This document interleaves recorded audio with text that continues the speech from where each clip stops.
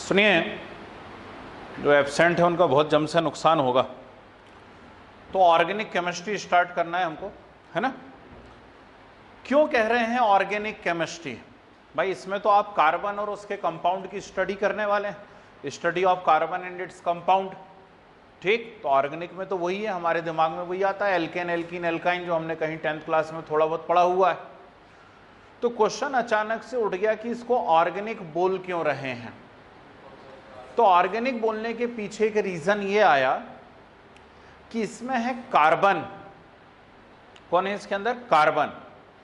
और जब हम ऑर्गेनिज्म की बात करते हैं, ध्यान से सुनिएगा, तो ऑर्गेनिज्म के अंदर जो बेसिक स्ट्रक्चरल यूनिट होती है वो होती है या तो प्रोटीन। एनिमल्स के अंदर कौन है स्ट्रक्चरल यूनिट? प्रोटीन। और प्लांट्स के अंदर स्ट्रक्चरल यूनिट कौन है? कार्बोहाइड्रेट। इसके अलावा इनके अंदर क्या मिलता है? फैट, मींस ऑयल भी मिलता है।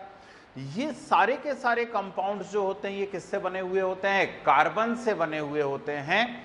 इसलिए ऑर्गेनिज्म के अंदर पाए जाने वाले कंपाउंड्स की स्टडी है, इसलिए इसको क्या कहा गया? ऑर्गेनिक केमिस्ट्री कहा गया। ठीक, क्योंकि हम ऑर्गेनिज्म के अंदर मिलने वाले कंपाउंड की स्टडी कर रहे हैं, यानी ऑर्गेनिक कंपाउंड की स्टडी कर रहे हैं। और ऑर्गेनिक कंपाउंड की स्टडी आप जहां पर करने वाले हो उसको आप लोग क्या कहने वाले हो? ऑर्गेनिक केमिस्ट्री कहने वाले हो। यह है पूरी की पूरी कहानी। आ रही है बात समझ में? ठीक है ना। अब ऑर्गेनिक केमिस्ट्री की शुरुआत कैसे हुई, जरा इसके बारे में 2 मिनट हम लोग डिस्कशन करते हैं। तो ऑर्गेनिक केमिस्ट्री की शुरुआत में पहले क्या होता था? इंडिया की बात करें तो यहाँ तो बहुत ज़्यादा डेवलप्ड साइंस था हजारों साल पहले से, है ना। लेकिन बाकी जो दूसरी कंट्रीज़ की बात करें, यूरोपियन कंट्रीज़, अफ्रीकन कंट्रीज़, वो सब आदिवासी थे, उनको कुछ आता जाता था नहीं। ठीक, तो वो अलग अलग टाइप की कुछ थ्योरीज देते रहते थे। जैसे एक अंकल ने दी वाइटल फोर्स थ्योरी। किसने दिया वाइटल फोर्स थ्योरी? कोई है बायो वाला बता सके वाइटल फोर्स थ्योरी किसने इंट्रोड्यूस करी हुई है? जल्दी से। चलो जाने दो, इतनी देर में तो वो साइंटिस्ट ही वापस से पैदा हो जाएगा, है ना। वाइटल फोर्स थ्योरी इंट्रोड्यूस की हुई है बर्जीलियस। किसने इंट्रोड्यूस किया हुआ है? बर्जीलियस ने इंट्रोड्यूस किया हुआ है। और बर्जीलियस ने क्या बोला कि जो ऑर्गेनिक कंपाउंड की सिंथेसिस होती है, ऑर्गेनिक कंपाउंड का प्रोडक्शन होता है, ये कुछ मिस्टीरियस फोर्सेस के कारण होता है। काय के कारण हो रहा है? Mysterious forces.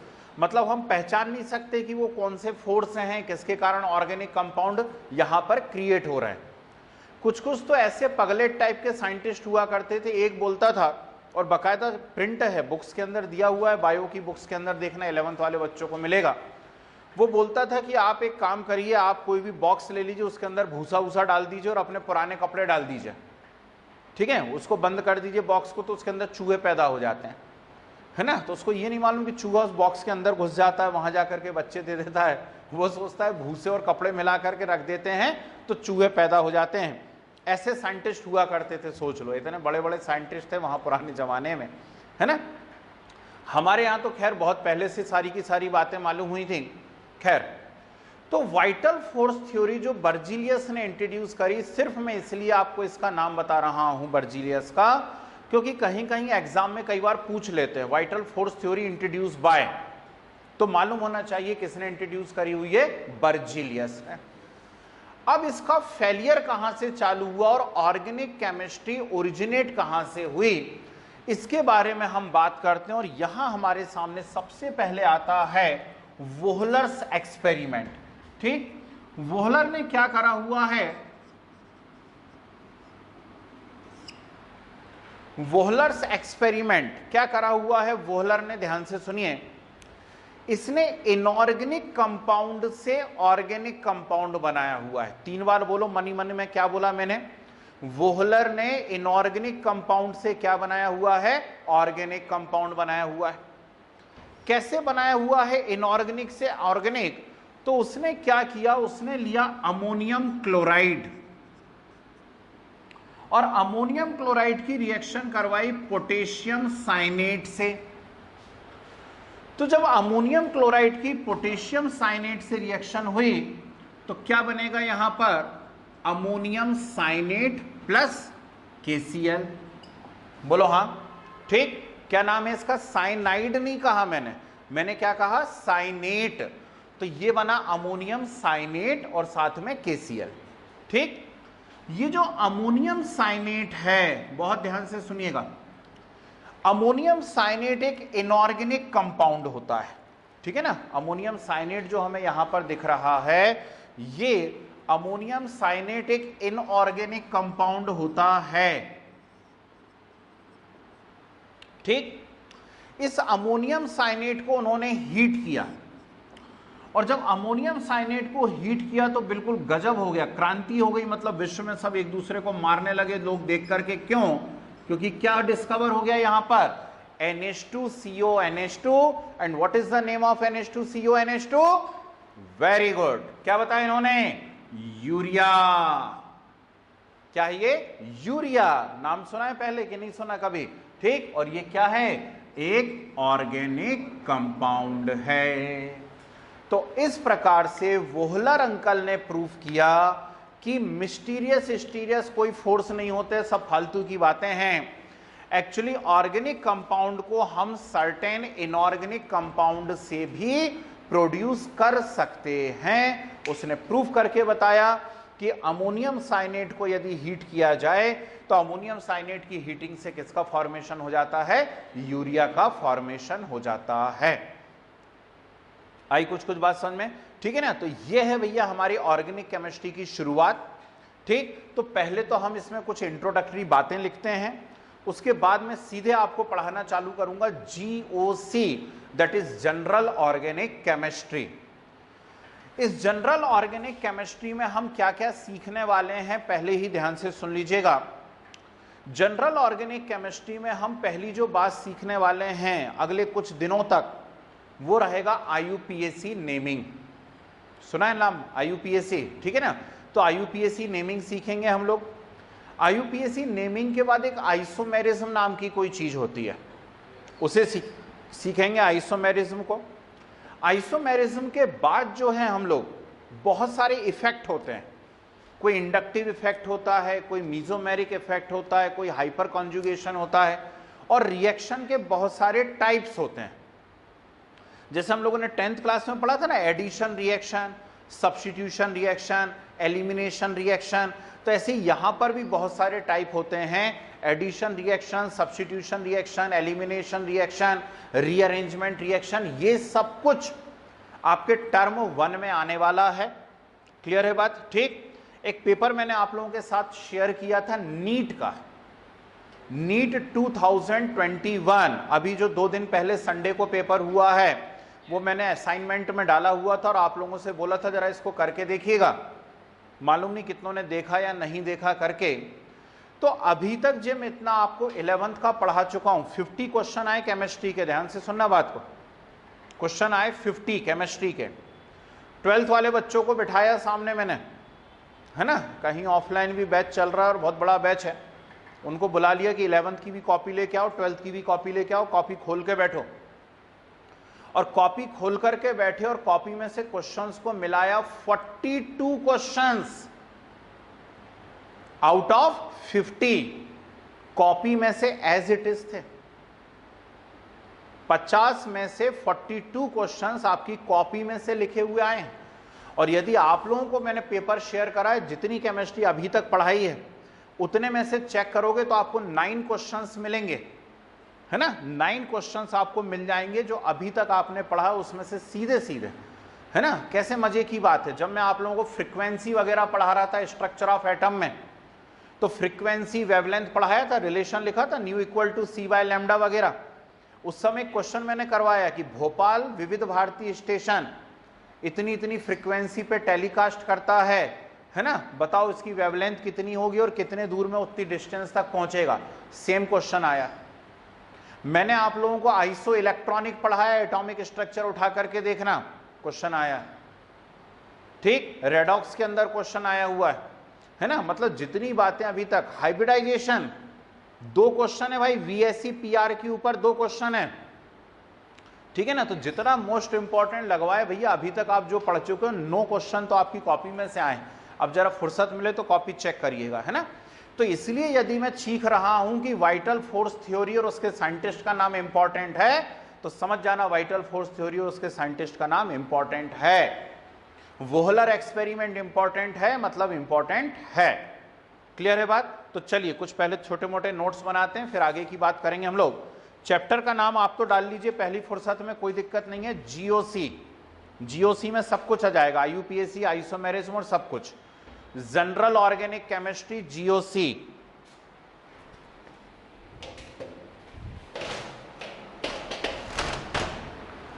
लिखे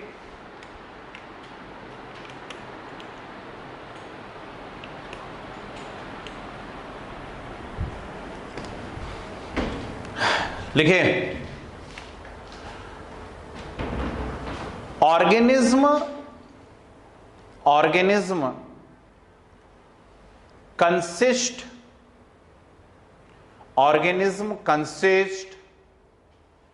carbohydrate, protein, fat and many compounds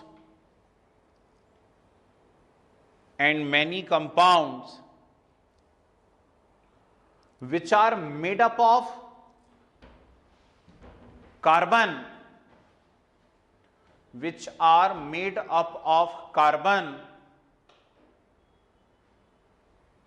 and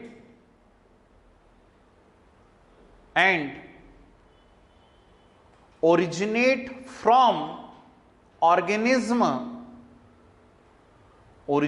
from organism that's why called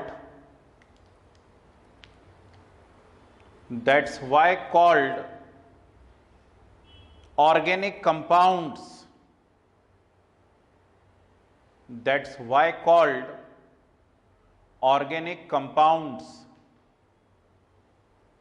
ठीक है?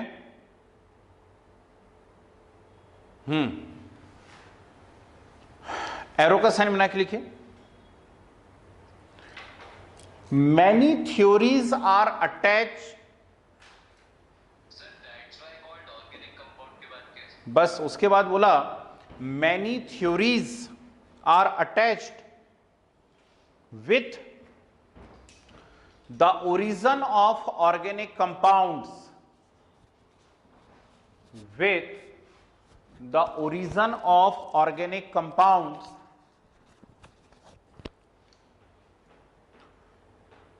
फर्स्ट साइड हेडिंग ना लिए वाइटल फोर्स थ्योरी, VITAL,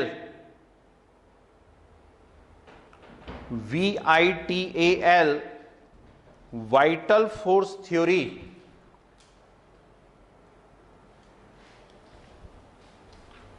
लिखिए introduce bye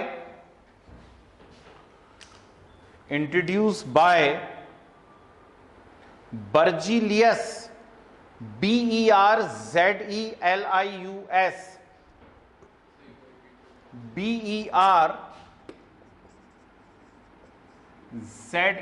BERZELIUS, Berzelius, introduced by Berzelius,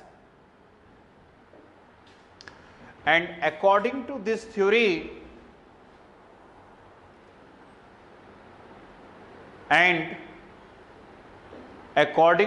theory, some mysterious forces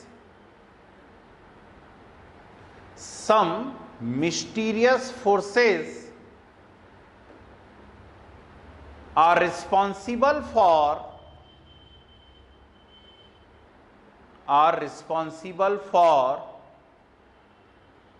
origin of organic compounds. Mysterious forces are responsible for origin of organic compounds. ठीक है, बढ़िया। चलिए side heading आ लीजिए जरा। वोहलर्स experiment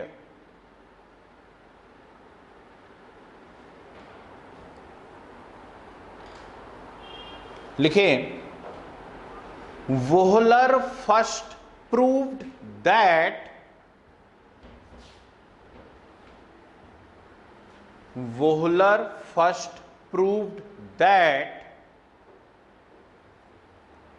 organic compounds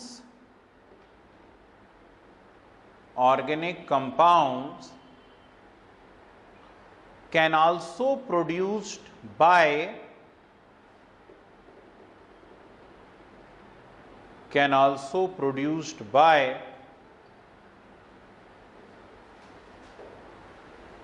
some inorganic compounds.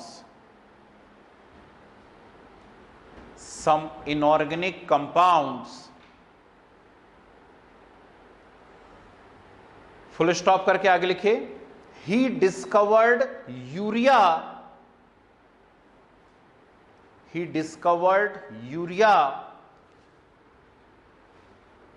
which is obtained by heating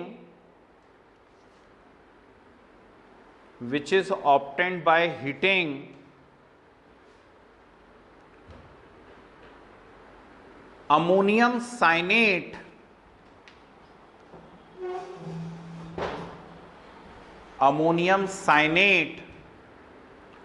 bracket में लिखिए inorganic compound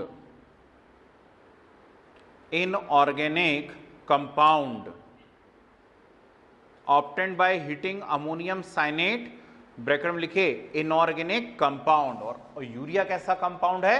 organic compound. ठीक, ये दोनों रिएक्शंस नोट कीजिए जरा बोर्ड पे से, क्विक।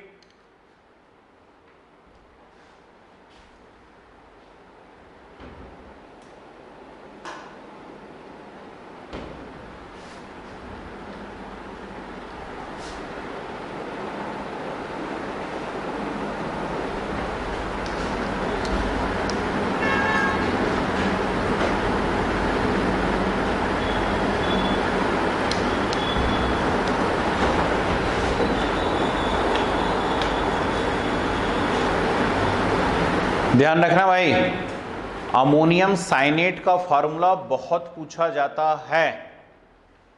ठीक, और यूरिया तो खैर एक बहुत ही कॉमन सी चीज है, वो तो याद हो ही जाएगा आपको, उसमें कोई बहुत बड़ी बात नहीं है। चलिए बढ़े आगे, ठीक है ना। तो हम अब शुभारंभ कर रहे हैं किसका?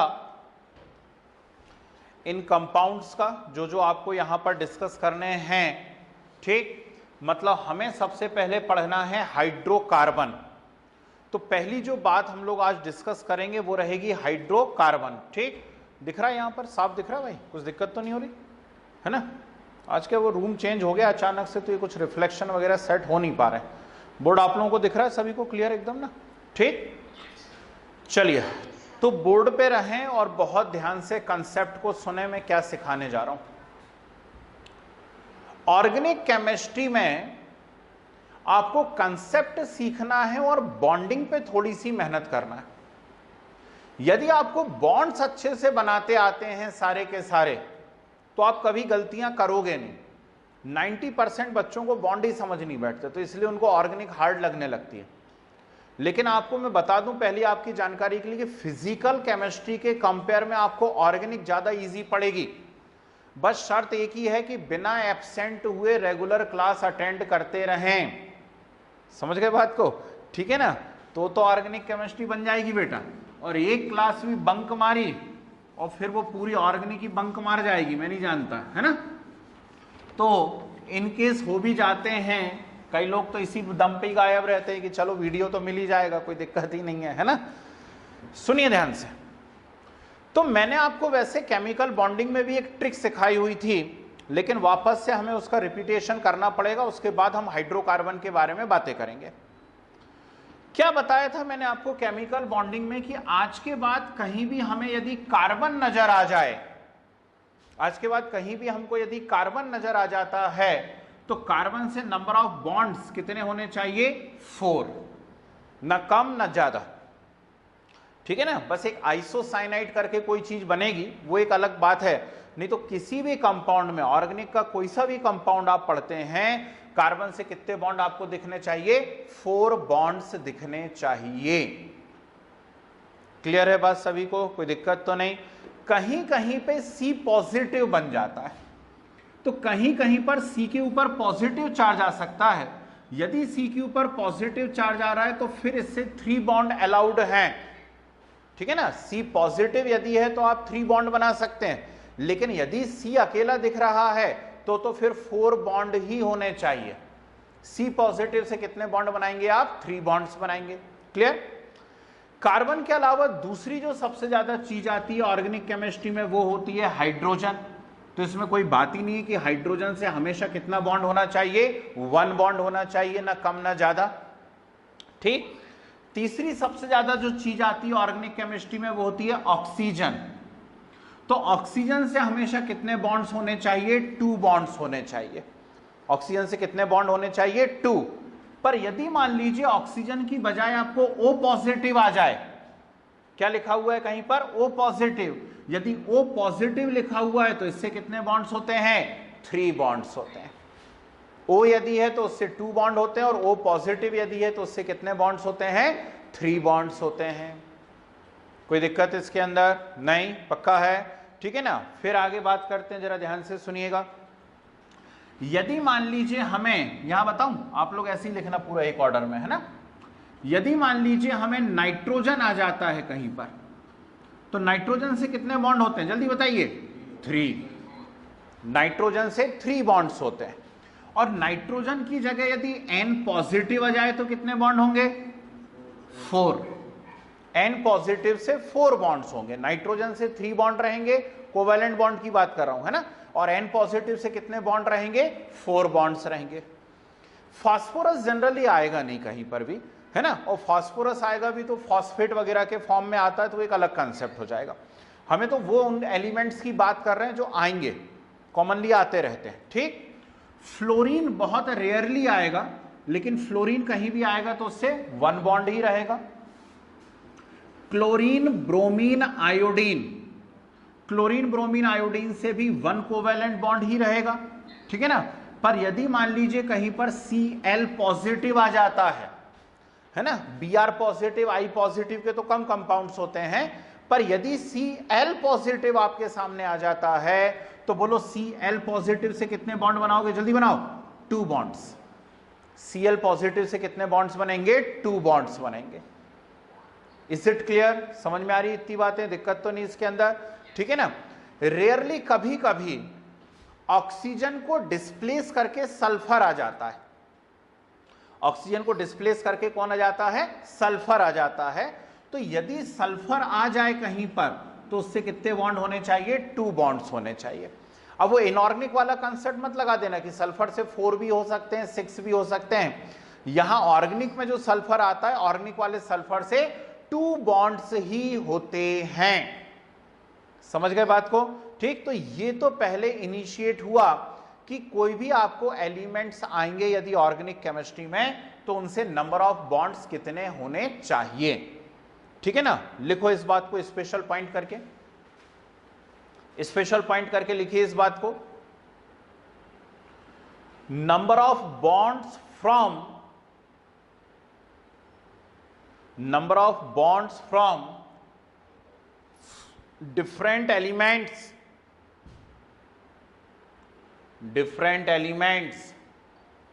or ions in organic chemistry. Number of bonds from different elements or ions in organic chemistry. ये पूरा as it is नोट करिए।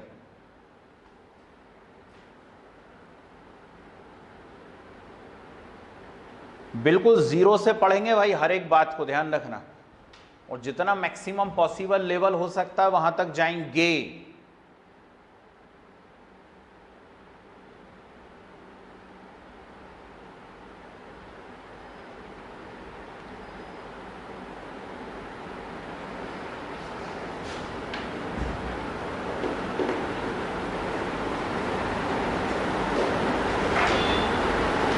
हो गया? चलिए नेक्स्ट साइड हेडिंग ना लिए, कैटिनेशन। साइड हेडिंग ना लिए, कैटिनेशन कौन बोलेगा what is catenation? Very good. सिर्फ कार्बन नहीं, कैटिनेशन तो कोई भी बता सकता है। Self linking properties of atoms, है ना, कोई भी एटम आपस में जुड़ते हैं, नाइट्रोजन फास्फोरस भी बताते हैं, ऑक्सीजन सल्फर भी बताते हैं, कार्बन सिलिकॉन भी बताते हैं, सब बताते हैं। तो कोई भी एलिमेंट है आपके पास, उसके एटम्स यदि आपस में ही जुड़ते चले जा रहे हैं एक दूसरे से, तो ये जो सेल्फ लिंकिंग प्रॉपर्टी इनकी बन रही है, इस सेल्फ लिंकिंग प्रॉपर्टी को क्या कहा जाता है? कैटिनेशन कहा जाता है। आइए नहीं आई बात समझ में? तो self linking property of atoms is known as what? Catenation. Is it clear? ठीक। अब कैटिनेशन डिपेंड किस पे करता है, इस बात को समझने की कोशिश करते हैं। तो कैटिनेशन जो होता है, कैटिनेशन एक्चुअली डिपेंड करता है एटम बॉन्ड डिसोसिएशन एनर्जी पे। बहुत ध्यान से सुनना भैया, क्या कहा मैंने? मैंने कहा catenation depends on atom bond dissociation energy, and more the value of bond dissociation energy, more will be catenation। Clear है बात? तो पूरी पीरियोडिक टेबल में, सुनो स्टेटमेंट ध्यान से, पूरी पीरियोडिक टेबल में मैक्सिमम बॉन्ड डिसोसिएशन एनर्जी जो है वो किसकी होती है? सी बॉन्ड सी की। पूरी पीरियोडिक टेबल में मैक्सिमम बॉन्ड डिसोसिएशन एनर्जी सी बॉन्ड सी की है। This is the reason why carbon show maximum catenation, और इसीलिए कार्बन के ढेर सारे कंपाउंड्स नोन हैं, और इसीलिए आज से हमने ऑर्गेनिक केमिस्ट्री स्टार्ट किया है। समझ रहे बात को? ठीक है ना? तो लिखिए जरा, हेडिंग डालिए कैटिनेशन। जी,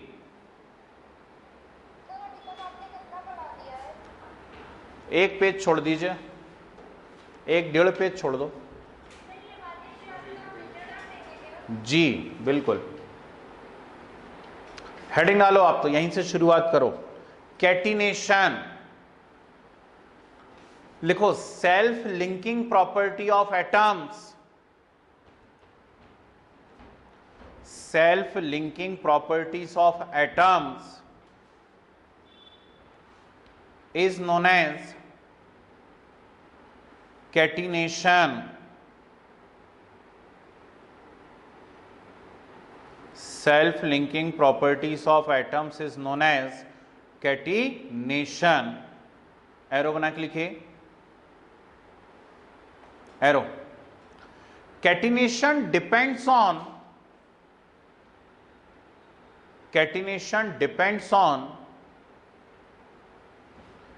एटम बॉन्ड एटम, ऐसा बॉन्ड लगाना, एक atom bond atom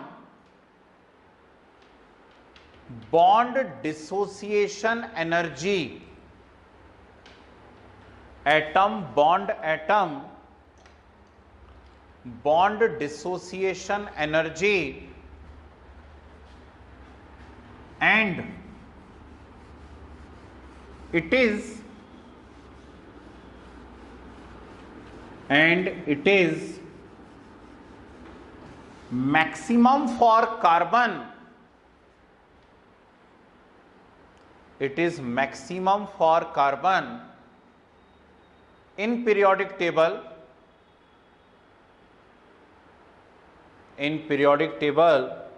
that's why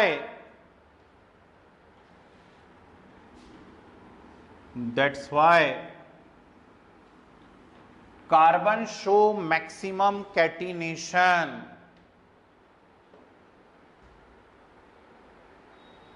that's why carbon show maximum catenation। Okay, ठीक। एरो का साइन बना के लिख दीजिए नीचे की लाइन से। Study of carbon and its compound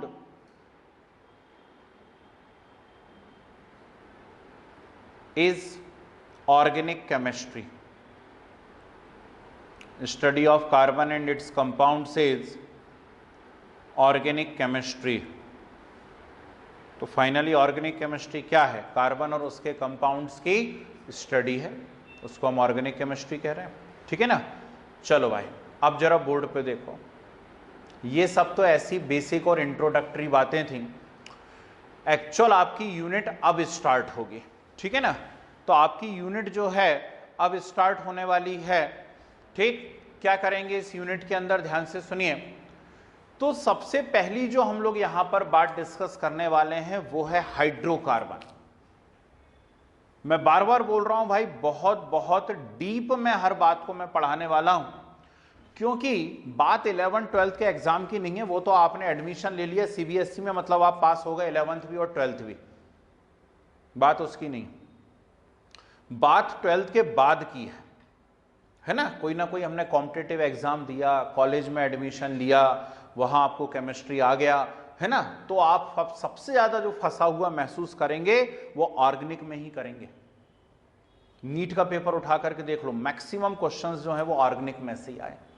IIT उठा करके देख लेना, मैक्सिमम क्वेश्चन जो है ऑर्गेनिक में से आते हैं। और जरा बच्चे देखते हैं एकदम से पुराना टाइप के निकलने लगते हैं कि अरे बस निकल ही गया अंदर से, जे क्या पूछ लिया, है ना? तो सिंपल है, लेकिन तब जब हम कंसेप्ट को सीखें। तो यहां जो हम पहली बात डिस्कस करने जा रहे हैं दैट इज हाइड्रोकार्बन। अगली मिनिमम 3 to 4 क्लासेस तक, 3 to 4 क्लासेस तक सिर्फ आपका हाइड्रोकार्बन ही चलता रहेगा भाई, पहली बता दूं आपको, इतना बड़ा है। तो हाइड्रोकार्बन होते क्या है? नाम में आंसर छिपा हुआ है। Compounds of carbon and hydrogen are known as what? Hydrocarbon. ठीक है, compounds of carbon and hydrogen are known as what? Hydrocarbon. ये तो बहुत सिंपल सी बात है। हाइड्रोकार्बन कितने टाइप के होते हैं? बोर्ड पे देखिए, तो हाइड्रोकार्बन आर ऑफ 2 टाइप्स। कौन कौन से 2 टाइप्स होते हैं? तो फर्स्ट इज, वेरी गुड, शाबाश, बिल्कुल सही बताया भैया ने, open chain hydrocarbon and close chain hydrocarbon. ठीक, भूल जाओ वो 10th के बाबूजी ने जो भी पढ़ाया था, है ना, क्योंकि उनको उतना ही आता था, उन्होंने उतना ही पढ़ाया था। Hydrocarbon are of 2 types, open chain hydrocarbon and close chain hydrocarbon. ठीक, ओपन चेन हाइड्रोकार्बन का कभी कभी एक और नाम लिखा हुआ मिलता है हमको, दैट इज एलिफेटिक कार्बन। ठीक, तो ओपन चेन हाइड्रोकार्बन को हम कभी कभी एलिफेटिक भी कहा करते हैं। डिटेल तो हम लोग पढ़ेंगे आगे, है ना? आज हम लोग इकट्ठे यहीं पे डिटेल पढ़ने के लिए ही तो हुए हैं, लेकिन फिर भी मैं एक इंट्रोडक्शन आपको देता हूं। जैसे मान लीजिए कार्बन की मैंने ऐसी एक चेन बनाई है, ये चेन बनी हुई है कार्बन की, है ना? अब इसमें फर्स्ट कार्बन कौन सा है, लास्ट कार्बन कौन सा है? तो नेचुरल सी बात है, आप एक एंड से शुरू करेंगे, दूसरे एंड तक जाएंगे। तो मान लीजिए आपने यहां से काउंटिंग करी, तो इसे आप फर्स्ट कार्बन कह देंगे। ठीक, 1 2 3 4 5 6, ये लास्ट कार्बन हो गया। क्वेश्चन ये है क्या फर्स्ट और लास्ट कार्बन आपस में डायरेक्टली बॉन्डेड हैं? यस और नो? नहीं, फर्स्ट और लास्ट कार्बन आपस में डायरेक्टली बॉन्डेड नहीं है। और डायरेक्टली बॉन्डेड नहीं है मतलब ये कैसा कंपाउंड है? Open chain. आई या नहीं आई बात समझ में? पर यदि मान लीजिए मैं यहां पर एक बॉन्ड ऐसा और लगा दूं, ठीक, अब देखिए, है ना? तो अब फर्स्ट और लास्ट कार्बन आपस में क्या हो गए? डायरेक्टली बॉन्डेड हो गए, मतलब अब ये कंपाउंड कैसा हो गया? Close chain.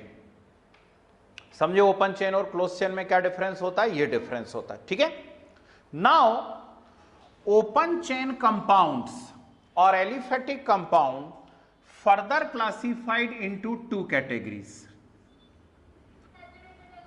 ठीक, इन्हें अब 2 कैटेगरी में क्लासिफाई किया जाता है। First is saturated and second is unsaturated. What is the meaning of saturated hydrocarbon? Saturated hydrocarbon means the compound in which all carbon are single bonded only.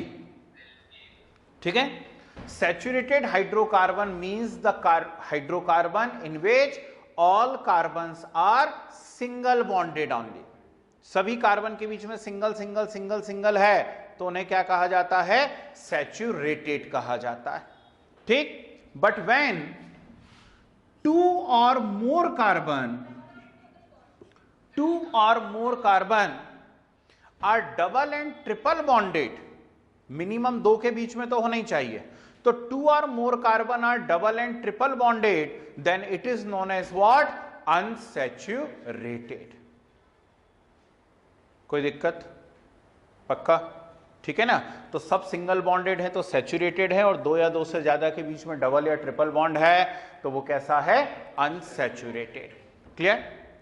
Saturated का एक ही type होता है, सबने 10th class में पढ़ा है तो सबको मालूम है, दैट इज एल्केन।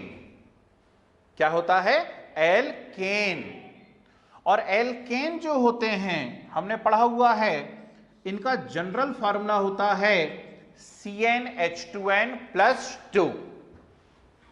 जितने भी कार्बन आप ले रहे हैं, ध्यान से सुनो, बहुत सिंपल करके पढ़ रहे हैं, जितने भी कार्बन आप ले रहे हैं उसके 2 गुने से 2 ज्यादा, क्या बोला मैंने? जितने भी कार्बन आप ले रहे हैं उसके 2 गुने से 2 ज्यादा क्या कर दीजिए? हाइड्रोजन कर दीजिए, तो वो क्या बन जाते हैं? एल्केन्स बन जाते हैं। समझ रहे बात को? इतनी हिंदी तो आती है ना, 2 गुने से 2 ज्यादा, ठीक? तो वो क्या बन जाया करते हैं? एल्केन्स बन जाया करते हैं। तो एल्केन की कैरेक्टरिस्टिक वैसे ऊपर लिखी हुई है कि इनके अंदर क्या होते हैं? सारे कार्बन सिंगल बॉन्डेड होते हैं। जितने भी कार्बन रहेंगे all are single bonded. Clear है बात? ठीक। अब ये सब 10th में इतना पढ़ा हुआ है हम लोगों ने, है ना, तो यहां पे कुछ नया नहीं है बताने को अभी तक, अगले 15 मिनट तक, है ना, 15 मिनट तक कुछ नया नहीं है, उसके बाद बहुत कुछ नया आने वाला है। तो ये जो है सबको मालूम है, एल्कीन एंड एल्काइन। क्लियर है बात? ठीक। तो एल्कीन एंड एल्काइन 2 कैटेगरी में हम इनको क्लासिफाई किया करते हैं, और ये जो होते हैं ये होते हैं CnH2n और CnH2n-2। ठीक है ना? तो एल्कीन जो है वो कौन है? CnH2n है, और एल्काइन क्या है? CnH2n-2 है।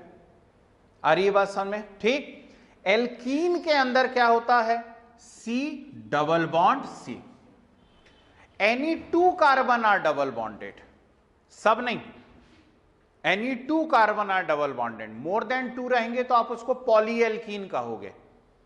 ठीक है? मोर देन 2 यदि डबल बॉन्डेड है तो क्या कहोगे? उसको पॉलीएल्कीन कहोगे। तो मिनिमम 2 कार्बन डबल बॉन्डेड होने चाहिए, तभी ये फॉर्मूला एप्लीकेबल रहेगा। CnH2n तभी एप्लीकेबल है जब सिर्फ 2 कार्बन कैसे हैं? डबल बॉन्डेड है। क्लियर है बात? ठीक। 2 कार्बन ट्रिपल बॉन्डेड है तो ही ये फॉर्मूला एप्लीकेबल है, दैट इज CnH2n-2। आ रही है इतनी बात समझ में? तो इसमें सबसे इंपॉर्टेंट बात क्या है?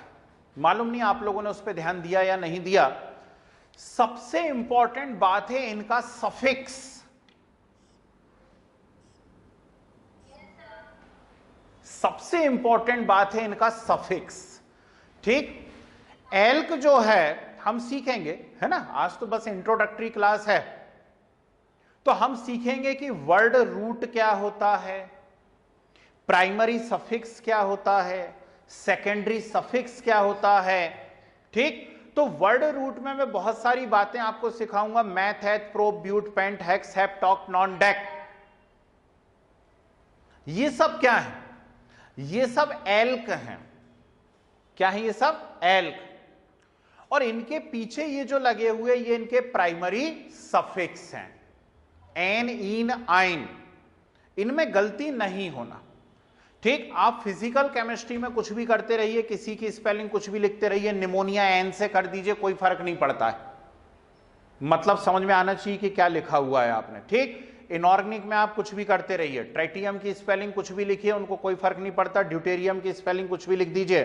ठीक। स्पेलिंग मिस्टेक नहीं देखी जाती है फिजिकल इनऑर्गेनिक में, लेकिन ऑर्गेनिक में यदि आपने स्पेलिंग मिस्टेक कर दी तो सीधे काट दिया जाएगा, क्योंकि आप खुद समझ रहे हो ANE, ENE, YNE, समझ रहे हो बात को? ANE, ENE, YNE, सिर्फ इतना सा डिफरेंस है। वो जा रहा है, वो जा रही है, हा ही, है ना? और इतना सा बोलने से कितना बड़ा चेंज हो जाता है। ठीक है, कोई अंकल जा रहे हो और उसको बोल दो वो अंकल जा रही है कि नहीं? बहुत मारेगी पलट के आकर के, मारेगी नहीं, मारेगा बहुत आकर के, है ना? तो इतनी सी बात है, देखो जरा सी स्पेलिंग मिस्टेक हुई और अर्थ का अनर्थ हो गया। तो ऐसे ही भैया ऑर्गेनिक में होता है। तो यहां स्पेलिंग मिस्टेक अलाउ नहीं है, ध्यान रखना। क्लियर है बात? ठीक है ना? चलिए, तो अभी हम सिर्फ ओपन चेन के बारे में बात कर पाए, और ओपन चेन हाइड्रोकार्बन जो हैं ये हमको पता पड़ा कि इनमें फर्स्ट और लास्ट कार्बन डायरेक्टली बॉन्डेड नहीं होते हैं, और ये सैचुरेटेड और अनसैचुरेटेड की कैटेगरी में क्लासिफाई किए जाते हैं। क्लियर है बात? ठीक। अब बात आती है close chain. Close chain hydrocarbon कितने टाइप के होते हैं? शाबाश, वेरी गुड, वेरी गुड, बिल्कुल सही देखा बोर्ड पे। ठीक, तो क्लोज चेन हाइड्रोकार्बन 2 टाइप्स के होते हैं। कौन कौन से 2 टाइप्स?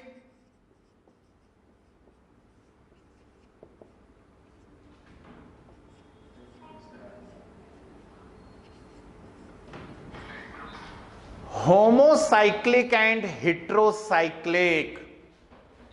क्या लिखा हुआ है? Homocyclic and heterocyclic. होमोसाइक्लिक, इधर देखो, carbon carbon carbon, carbon carbon carbon carbon, हां, कंप्लीट क्लोज चेन है, और वो क्लोज चेन सिर्फ और सिर्फ किससे बनी हुई है? कार्बन से बनी हुई है। ठीक, मतलब सिमिलर एटम्स हैं क्लोज साइकिल में। सुनो ना, सिमिलर एटम है क्लोज साइकिल में। सिमिलर मतलब होमो। ठीक, तो सिमिलर एटम क्लोज साइकिल में है, मतलब कैसे हैं? होमोसाइक्लिक। आइए, नहीं आई बात समझ में? ठीक है ना? लेकिन वहां बात करी जाए हेट्रोसाइक्लिक की, तो हेट्रोसाइक्लिक के अंदर क्या होता है? ठीक, ये कार्बन कार्बन की चेन है, अचानक पता चला बीच में एक कार्बन की जगह कौन आ गया? ऑक्सीजन आ गया, किसी की जगह नाइट्रोजन आ गया, कहीं पे सल्फर आ गया। अब बोलो, क्या पूरी क्लोज चेन सिर्फ कार्बन से बनी हुई है? नहीं। तो अब ये क्या कहलाएगा? हेट्रोसाइक्लिक, है ना? अब यहां से सब नई नई चीजें दिखने लगेंगी आपको। ठीक, तो ऐसा होता है भैया, साइक्लिक या क्लोज चेन कंपाउंड्स जो होते हैं वो 2 टाइप्स के होते हैं, होमोसाइक्लिक एंड हेट्रोसाइक्लिक। ठीक है, अब हम बात करते हैं यहां पर होमोसाइक्लिक की। ठीक, होमोसाइक्लिक कितने टाइप का होता है? शाबाश, मत बताना, मैं ही बता दूंगा। होमोसाइक्लिक वापस से 2 टाइप्स के होते हैं, एलिसाइक्लिक, एरोमेटिक। ठीक है, क्या लिखा हुआ है? Alicyclic and aromatic. एरोमेटिक नाम सबका सुना हुआ रहता है ना? अच्छी एरोमा आ रही है। ठीक, अच्छी एरोमा आ रही है कहीं से, तो अच्छी एरोमा आ रही है मतलब कैसा कंपाउंड है? एरोमेटिक कंपाउंड है, खुशबू, है ना? एक स्पेसिफिक स्मेल, गंध, ऑर्डर, तो उसको हम एरोमा बोलते हैं। तो जिनकी स्पेसिफिक एरोमा होती थी उनको एरोमेटिक कहा गया था शुरू में, है ना? बाद में बदबू मारने लगे, वो बात अलग है। ठीक, तो जो क्लोज चेन है इसमें जो होमोसाइक्लिक हैं वो कितने टाइप के हुए? 2 टाइप्स के, एलिसाइक्लिक एंड एरोमेटिक। अच्छा बताओ, एलिसाइक्लिक कितने टाइप के होते? शाबाश, वेरी गुड। ठीक, देखिए, एलिसाइक्लिक में फर्स्ट टाइप होता है, क्या लिखा पढ़ना जरा? साइक्लोएल्केन। ये क्या लिखा था बाबू? एल्केन। ये क्या लिखा है? साइक्लोएल्केन। इनमें भी सी सिंगल बॉन्ड सी ही होता है, लेकिन इनका जनरल फार्मूला होता है CnH2n। कमाल हो गया। ठीक, यहां CnH2n किसका फार्मूला है? एल्कीन, पर वो कैसी है? Open chain. यहां CnH2n किसका फार्मूला है? साइक्लोएल्केन, और वो कैसा है? Close chain. ठीक है, पढ़ेंगे डिटेल, लेकिन क्या पढ़ने वाले हैं उसका जरा एक बेस तो बनाए हम लोग, है ना। नीचे बेस बनाया नहीं, ऊपर बिल्डिंग खड़ी कर दी, पता चला धड़ाम। ठीक, चलिए सेकंड, तुरंत समझ गए होंगे, सभी टॉपर हैं आप लोग अपने अपने स्कूल के, कमाल की पकड़ है। साइक्लोएल्कीन, तुरंत बता दिया, साइक्लोएल्केन के बाद साइक्लोएल्कीन आएगा, और यदि साइक्लोएल्कीन आ गया है तो डबल बॉन्ड तो आके रहेगा। ठीक, जनरल फार्मूला CnH2n -2, सत्य है। ठीक, थर्ड इज साइक्लो एल्काइन। अब साइक्लो एल्काइन क्या होते हैं और कैसे होते हैं, चलिए इनके बारे में बात करें। ठीक है ना, तो क्लोज चेन रहेगी और ट्रिपल बॉन्ड। कोई जनरल फार्मूला बता दो भाई। वेरी गुड, बिल्कुल सही पढ़ा, CnH2n -4। ठीक है, इनका जनरल फार्मूला क्या होता है, CnH2n -4, सत्य है। चलो इधर आओ, एरोमेटिक स्पेसिफिक एरोमा वाले, शुरू में क्या हुआ था, बेंजीन, क्या बेंजीन, और उसके कंपाउंड को ही क्या कहा गया था, एरोमेटिक कहा गया था। लेकिन बाद में एक अंकल आ गए, मतलब हकल, ठीक, और हकले अंकल ने बताया कि सिर्फ बेंजीन या उसके कंपाउंड ही एरोमेटिक नहीं होते हैं, और भी बहुत सारे कंपाउंड एरोमेटिक होते हैं। तो फिर लड़ाई हो गई, अब क्या करा जाए यार, एरोमेटिक तो एरोमेटिक है। तो उन्होंने कहा लड़ो मत, एक काम करो, एरोमेटिक को भी दो कैटेगरी में क्लासिफाई कर दो। कौन कौन से, बेंजीनोइड एंड नॉन बेंजीनोइड। समझ गए बात को, ठीक, मतलब बेंजीन और उससे बनने वाले कंपाउंड किस कैटेगरी में आ जाएंगे, बेंजीनोइड, है ना। और जो बेंजीन से नहीं बने हुए हैं लेकिन फिर भी एरोमेटिक हैं, वो किस कैटेगरी में आ जाएंगे, नॉन बेंजीनोइड, है ना। कितना आसान लग रहा है, बस यही सब चीजें पढ़नी है, कोई बहुत टफ थोड़ी ना है ना। अब हम बात करें हेट्रोसाइक्लिक। हेट्रोसाइक्लिक कितने टाइप के होते हैं, शाबाश, वेरी गुड, बिल्कुल सही बताया, 2 टाइप्स। कौन कौन से, फर्स्ट एंड सेकेंड, है ना। तो ये भी 2 टाइप्स के होते हैं। कौन कौन से 2 टाइप्स होते हैं, फर्स्ट एंड सेकेंड, बस यही तो चाहिए।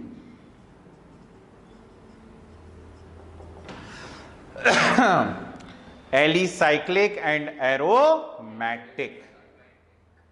तो ये है भैया शुरुआत आपके चैप्टर की। ठीक, क्या पढ़ना है हमको, सबसे पहले हाइड्रोकार्बन। आपकी करीब एक क्लास तो सिर्फ एल्केन में ही लग जाएगी बेटा, है ना। एल्केन की ही ज्यादा क्लास लग जाएगी मेरे ख्याल से, एक क्लास में भी नहीं हो पाएगा। 1.5 से 2 क्लास तो सिर्फ एल्केन की नेमिंग में लगेंगी, फिर 1 से 1.5 क्लास एल्कीन एल्काइन की नेमिंग में लगेगी। तो बड़ा पहले से माइंड सेट करके रखना, क्योंकि साइंस आप लोगों ने लिया है ना। तो साइंस आप लोगों ने लिया है, और अब लिए हुए बहुत टाइम भी हो चुका है, 5 महीने हो गए लिए हुए, है ना। तो अब कुछ नहीं हो सकता। अब तो वो बोलते हैं ना, जब काय में सिर दिया तो काय से क्या डरना, ऐसा कुछ कुछ बोलते हैं ना, बस वो काम हो चुका है अपना। ठीक, तो कोई डरने वाली बात नहीं है, बहुत सिंपल करके हम पढ़ने वाले हैं। बस आप तो ये बोलना 2 गुने से 2 ज्यादा एल्केन, 2 गुने तो एल्कीन, 2 गुने से 2 कम तो एल्काइन, है ना। ऐसा बोल पाएंगे तो एल्केन एल्कीन एल्काइन तो वैसे ही बन जाएंगे हमसे। ठीक है ना। तो चलिए नोट्स बनाना शुरू करते हैं। डाइसाइडिंग हाइड्रोकार्बन, हे प्रभु ये कैसा सिलेबस है? हाइड्रोकार्बन लिखिए, the compounds formed by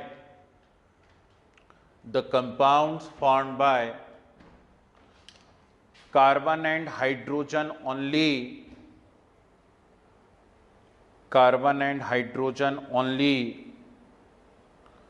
are called hydrocarbon,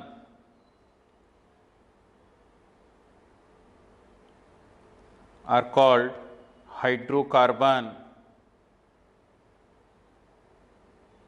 ठीक है, एरो बनाइए, फिर एरो बना करके लिखिए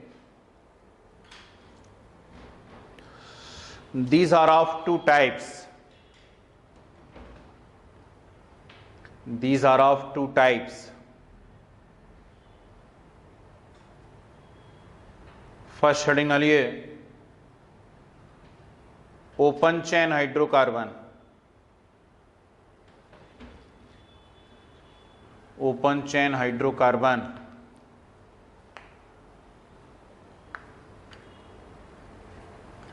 लिखिए दोज इन विच,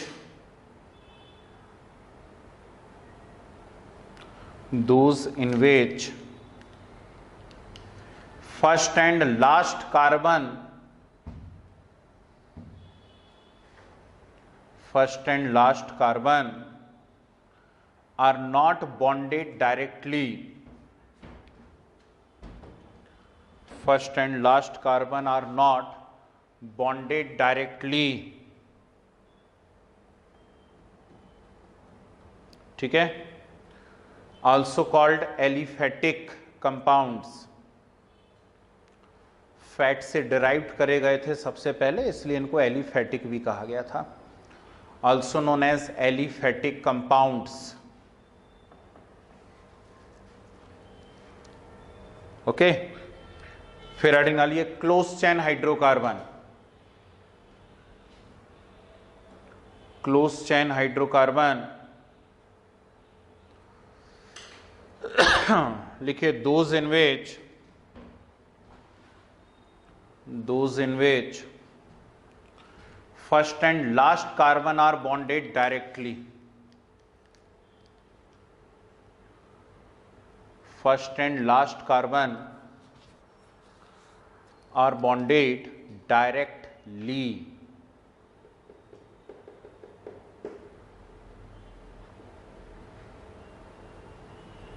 ओके, चलिए ये पूरा एज इट इज चार्ट बनेगा कॉपी में, एक पेज पे पूरा आना चाहिए। ठीक, नोट्स बनाने के भी कुछ तरीके होते हैं भाई, है ना, तो एक पेज पे पूरा चार्ट आना चाहिए, भले ही नए पेज पे बना लीजिए आप, एज इट इज बनेगा और बहुत ही सुंदर। क्विक, शुरू हो जाइए जी। सर हाइड्रोकार्बन में ये डेफिनेशन है कि सिर्फ कार्बन और हाइड्रोजन अकेले होने चाहिए, पर हाइड्रोकार्बन में तो हाइड्रोसाइड में तो सर ऑक्सीजन और नाइट्रोजन भी आना है। कोई बात नहीं, पेरेंट चेन जिसकी बनी होती है कंपाउंड को उसका माना जाता है ना, तो पेरेंट चेन जो है वो कार्बन से बनी हुई होती है। ठीक है, इसीलिए ऐसा बोला गया है उसको।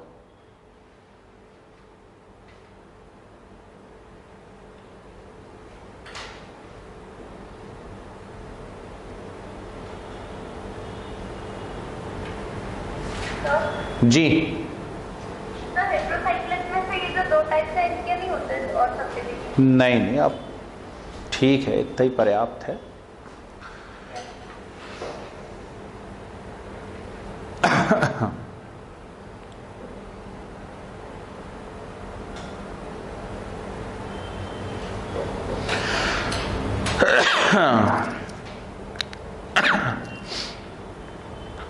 अरे खांसी,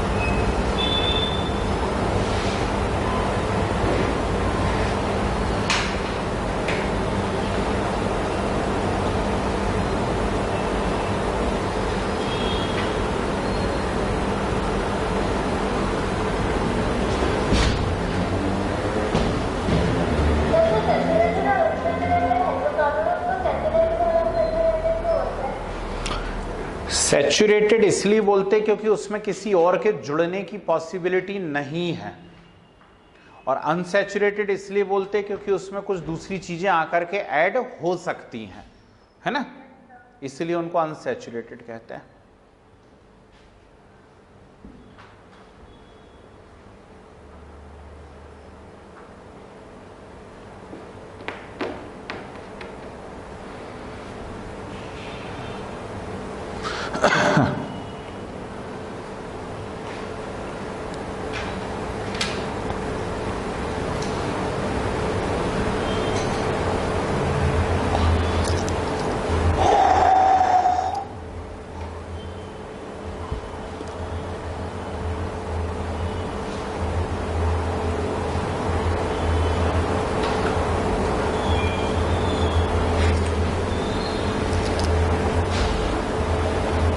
हो जाए तो बताना भाई।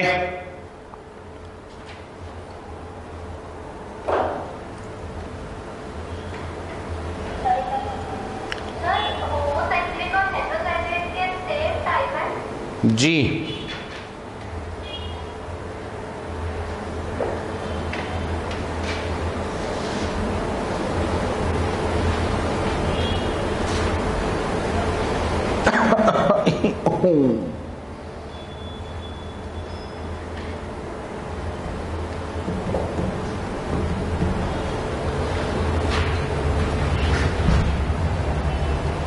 सभी का हो गया? Yes sir.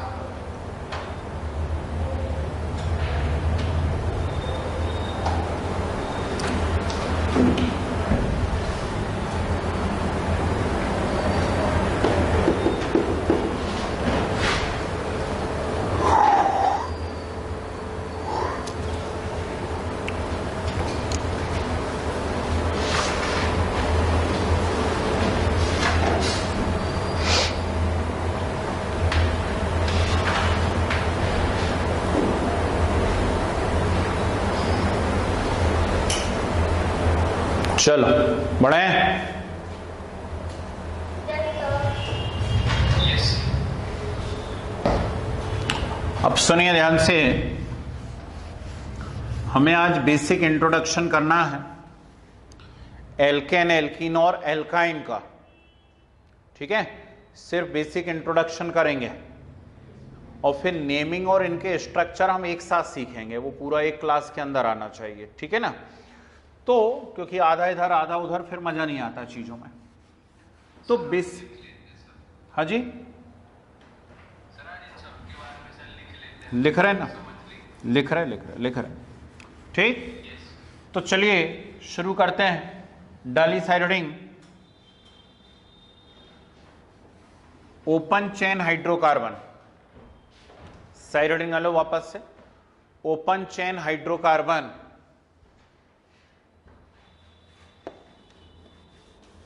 लिखिए, these are of following two types,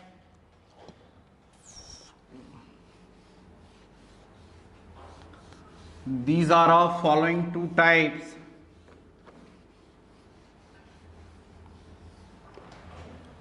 First sidening,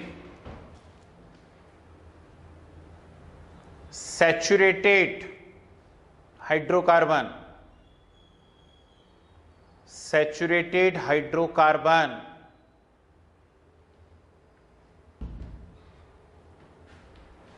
लिखिए, those in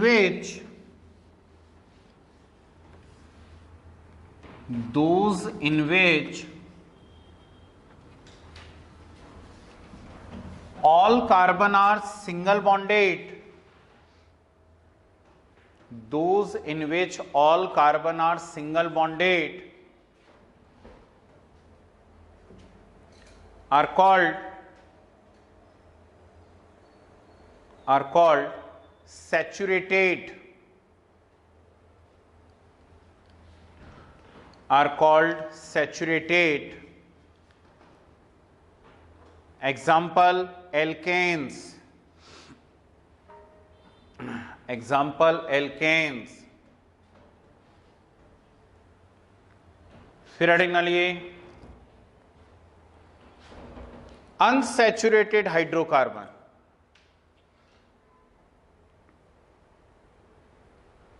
unsaturated hydrocarbon,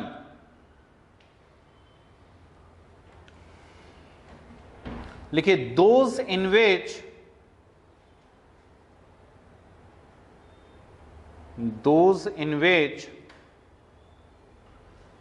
minimum 2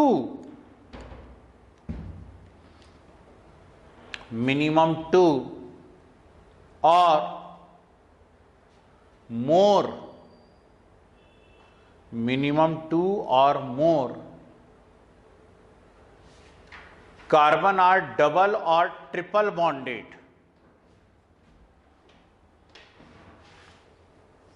Carbon are double or triple bonded. ठीक है, example alkene and alkyne, alkene and alkyne, ठीक। तो चलिए फर्स्ट साइड हेडिंग डालिए alkene जी,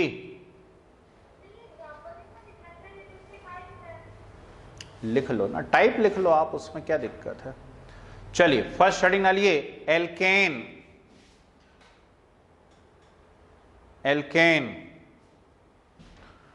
लिखो these are saturated hydrocarbon, these are saturated hydrocarbon.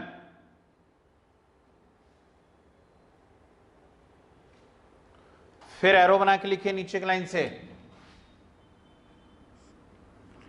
all carbon are single bonded,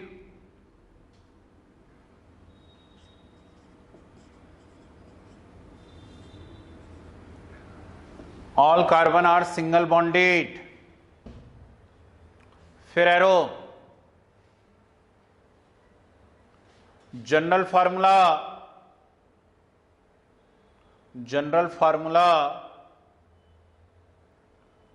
CnH2n plus 2, CnH2n plus 2। फिर arrow name,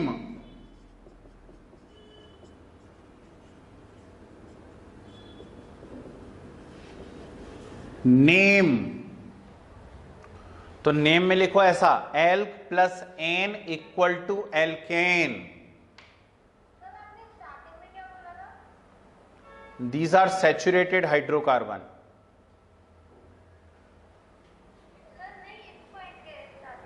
Name Alk plus N equal to alkane। फिर arrow each carbon is sp3 hybridized,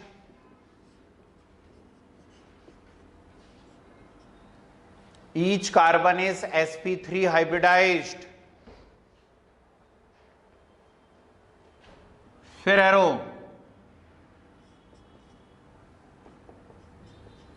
C bond C लिखा है सामने, C bond C bond length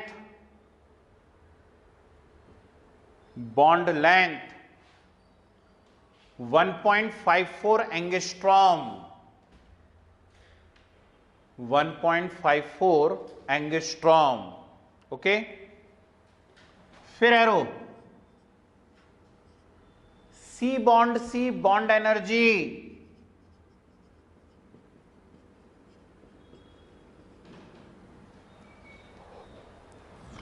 C bond energy 80 to 90 kilo calorie per mole,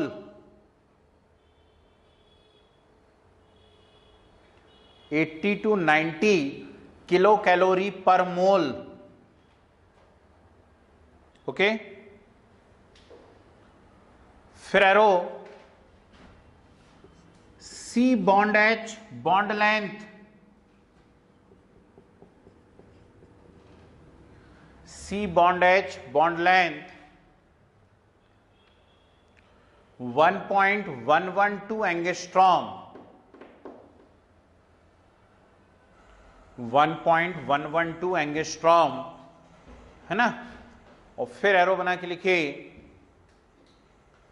also known as paraffin. नाम सुना है कहीं? Paraffin wax नाम नहीं सुना? चलो आप सुन लो, ठीक है। वैक्स, वैक्स नाम सुना है ना? तो पैराफिन वैक्स एल्केन होता है, ठीक है। Paraffin, paraffin. चलो देखो कितनी बढ़िया बढ़िया बातें पता पड़ी हमको एल्केन के बारे में। हम तो क्या सोच रहे थे, एल्केन मतलब बस वही होता है CnH2n+2 और L+N, है ना। आज पता पड़ा कि सिर्फ CnH2n+2 और L+N ही नहीं होता है, ईच कार्बन सिंगल बॉन्डेड होता है, ईच कार्बन sp3 हाइब्रिडाइज्ड होता है, ठीक। कार्बन कार्बन जो बॉन्ड लेंथ होती है वो 1.54 एंगस्ट्रॉम होती है, जो बॉन्ड एनर्जी होती है वो 80 to 90 किलो कैलोरी पर मोल होती है। सी बॉन्ड एच बॉन्ड लेंथ जो है वो 1.112 एंगस्ट्रॉम होती है। अरे बात समझ में, ठीक। इसका ही एक और नाम क्या होता है, पैराफिन होता है। Is it clear? डालिए side heading alkene, side heading डालिए एल्कीन। लिखिए these are unsaturated hydrocarbon, these are unsaturated hydrocarbon, ठीक है। फिर arrow general formula CnH2n, general formula CnH2n।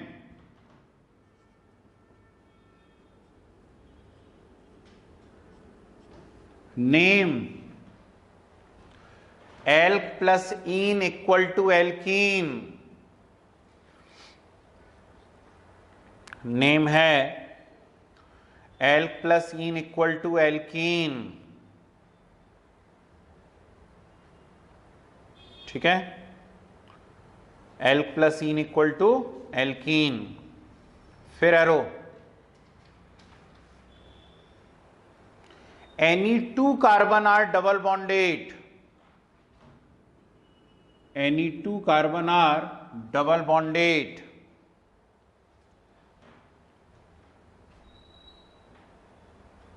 फिर arrow double bonded carbon are sp2 hybridized. बोलो हां,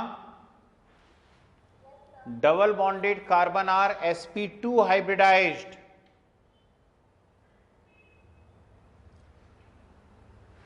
फिर arrow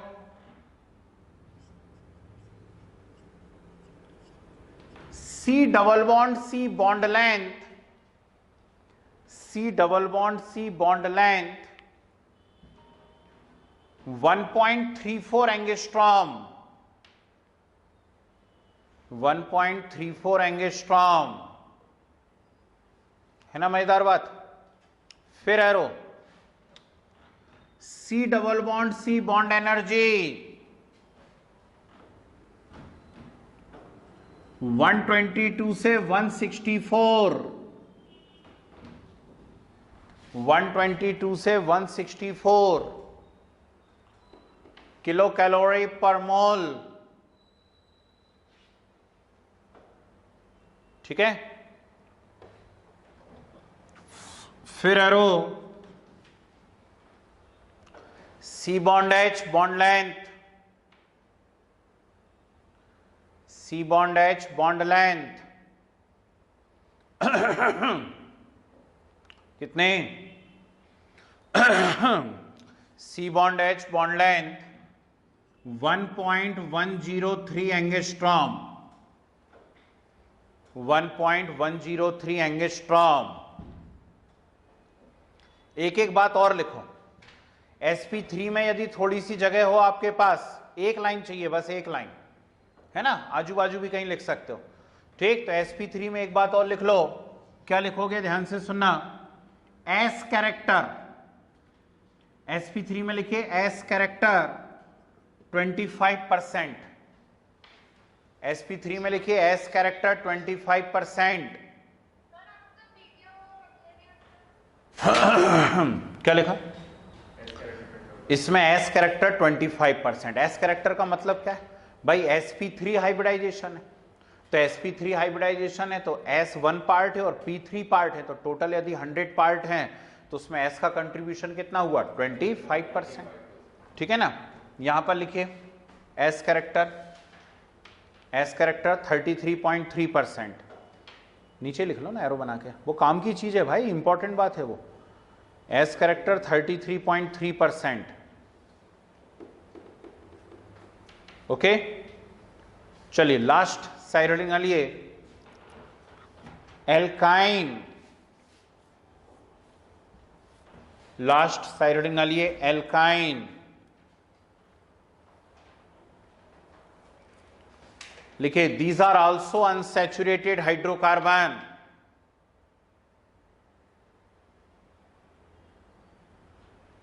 These are also unsaturated hydrocarbon। फिर arrow, general formula CnH2n, CnH2n -2, general formula CnH2n -2। फिर arrow, name alk plus yne, alk plus yne equal to alkyne, alk plus yne equal to alkyne. फिर arrow, वापस एरोक्सन में लिखे Ni2 carbon are triple bonded,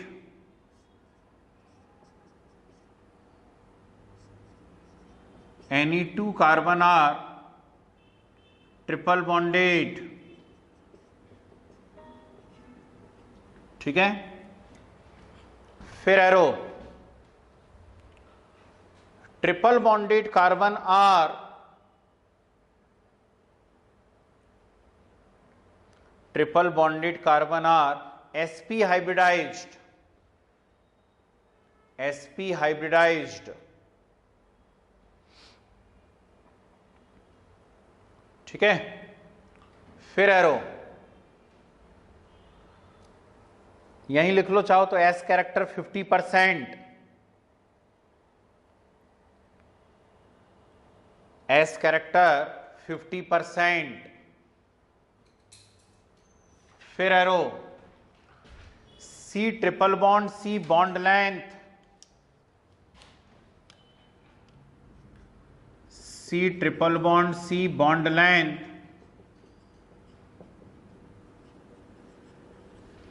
कितनी है 1.20 angstrom, 1.20 angstrom. ठीक है, फिर arrow, C triple bond C bond energy,